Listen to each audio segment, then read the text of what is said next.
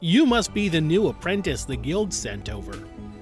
Well then, I'll be your guide to mastering these dungeons.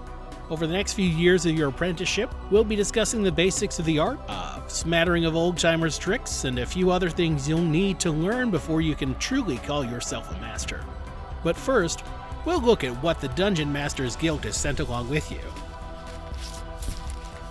The Guild has sent us some ominous portents just in time for Halloween season. First is a pamphlet of grim encounters, describing various small scenarios based on macabre fairy tales. Then we have a description of the alchemists, their powers and practices, and a class you might want for your players or NPCs. Finally, we have a small reference of magical trinkets and oddities to help fill your treasure chests and hoards with strange wonders. Whether you're looking for inspiration or need a quick piece of content for your campaign, supplemental encounters are a valuable resource for dungeon masters. They can add depth to a published campaign, showing more is going on in your world than just the villain and their plans. Or they can help fill in a gap if your players take an unexpected turn and you need something to help you stall for time.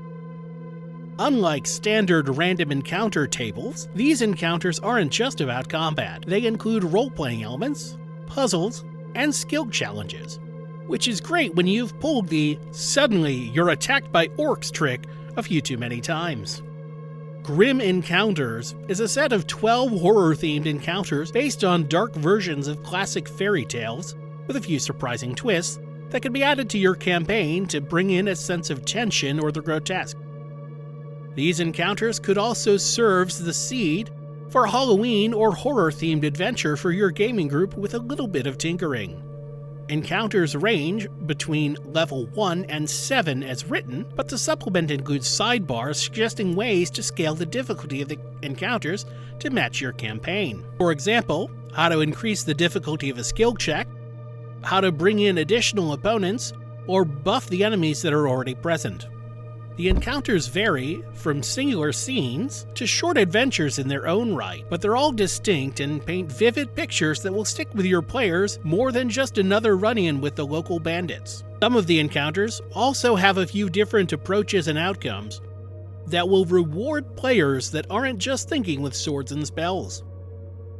A particular favorite encounter of mine was the Marquis of Carabas, which tells the story of a curious cat and powerful curse.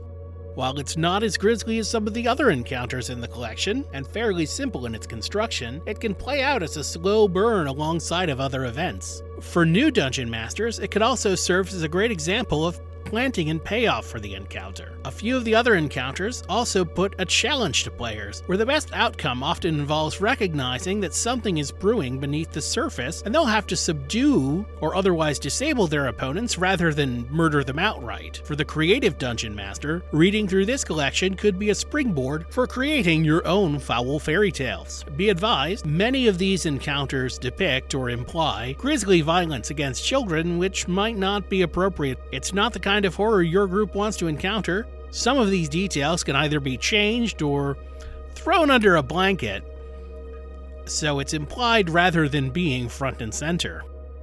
We'll address how to run a game with more mature content in another lesson. But if you feel an adventure or material might be bordering on the uncomfortable, it's important to talk to your players and see what works best for your group. Our next subject is that of the Alchemist, a class for those that wish to dabble in terrible poisons, high explosives, hideous mutations, or just a bit of doctoring. This class is based roughly on the Warlock, but focuses more on utility spells and effects rather than raw, direct damage output like those Eldritch Masters. Mechanically, the core of the Alchemist is in the formulae that they use to enhance themselves with spell effects ranging from astral projection to Zephyr Strike. Each day, the Alchemist chooses a number of formulae based on their level and intelligence modifier to have at the ready. These are then activated from spell slots as needed and cast at the spell slot level.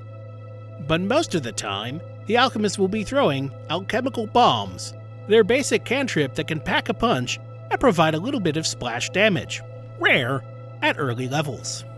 As alchemists gain levels, they can choose from any of 4 subclasses. The Poisoner, skilled at creating and deploying deadly venoms. The Mutant, the ultimate physical enhancement through alchemical experimentation. The Apothecary, an alchemist that uses their talents to heal or aid others. And the Bomber, who has perfected the art of the alchemical bomb. Alchemists can further specialize their characters by picking up alchemical esoteries that grant access to additional skills or allow them to modify abilities they already have. For example, an alchemist may learn the hypothermic bomb, which allows them to inflict cold damage with the alchemical bomb spell, and if the target further fails the dexterity saving throw, their movement will be halved to the start of the alchemist's next turn. There's a lot of crunch to this class, but it might not be well suited to starting players who may not know how to get the most from the class's apparently limited resources, or how to build out the class to be effective in its role. As a dungeon master, the class can open up a number of possibilities for NPCs to populate your world to help or hinder your players. A Poisoner could make an excellent middle stage boss in an urban campaign, where the PCs are trying to hunt down a league of assassins. Or perhaps there's a mutant that has been terrorizing the town by night, as in the strange case of Dr. Jekyll and Mr. Hyde. A Bomber could be sending the PCs on a chase through the castle, ripped straight from the plot of Die Hard 3, full of traps and puzzles to keep the characters on their toes. Alternately, a friendly apothecary could be the source of any number of quests, thanks to their endless need for alchemical ingredients, perhaps as they try to fight a mysterious disease in the town. Beyond plot hooks and NPCs, including a new class can help to inform your world building. How do members of that class find their calling?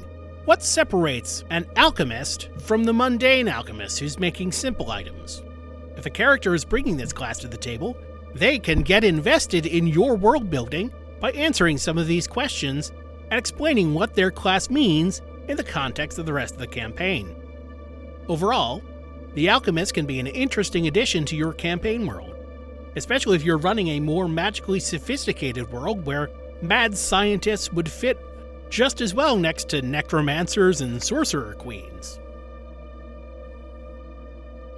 Finally, we have this table of curios and oddities that can add a bit of flavor and strangeness to the magic of your world, and offering your players something to pique their curiosity about what they found in that giant's hoard. Certainly, this creates something more memorable than another potion of healing or +1 magic longsword. Tables like this can also serve as a jumping-off point for your own creativity about the world the characters inhabit. How do some of these items come about? Can folk practices or beliefs be used to create certain kinds of magic items under the right circumstances in your world? Are certain objects or materials imbued with their own magical properties? Are there strange ebbs and flows of magic in your world that can find a resting place in objects like these, turning what was simply mundane into something magical? Or maybe wizards and other magic users just make these curiosities as part of their training, before they go on to make more useful and typical items like the +5 Vorpal Sword or the Dagger of Wounding. Maybe your players have ideas behind these objects. Getting them to share these ideas and discuss can get them more invested in your game world and its history, and help them feel more invested in your game. Some of that world building can also help you create your own tables or expand on items like these. What are the magical knickknacks left by the ancient empires of your world? Perhaps they'd be of great value to a collector or hold some kind of clue to a greater secret if players are able to collect more. For example, a lyre that plays impossible music might play an ancient elven tune that alludes to the location of a more powerful artifact. Or the cat's head amulet tells the players, who succeeded a skill test, that cats were important symbols to the ancient empire, and they can later use that knowledge to solve a puzzle or escape a trap just because they knew that fact about your world. As you can see, random tables are a great way to help you get over some writer's block with a bit of a kickstart. Consider collecting and generating random tables when you have a moment or two. Even if it's just a list of professions you'd find in a small town, a table of dog names, or an assortment of art objects. You never know what kind of detail you might need to call up in an instant to add just that little bit of extra depth to your world.